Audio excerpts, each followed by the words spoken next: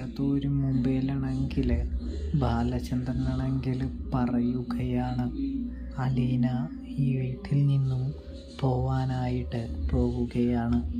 അവൾ മറ്റന്നാൾ ഇവിടെ നിന്ന് പോകുമെന്ന് പറയുന്നത് കാണാനായിട്ട് കഴിയുന്നുണ്ട്, സാധിക്കുന്നുണ്ട്. ഇതേ സമയമാണെങ്കിൽ നമ്മുടെ രോഹിത്താണെങ്കിൽ നിറകണ്ണുകളോടെ പൊട്ടിക്കരയാനായിട്ട് തുടങ്ങുകയാണ്.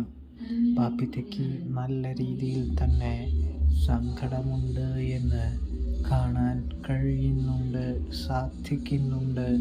പ്രേക്ഷകരെ, പ്രിയ കൂട്ടുകാരെ, ഇതേ സമയമാണെങ്കിൽ നമ്മുടെ ബബിതയാണെങ്കിൽ അലീനയെ ചെന്ന് കെട്ടിപ്പിടിക്കുകയാണ് എന്ന് കാണാനായിട്ട് കഴിയും, സാധിക്കും.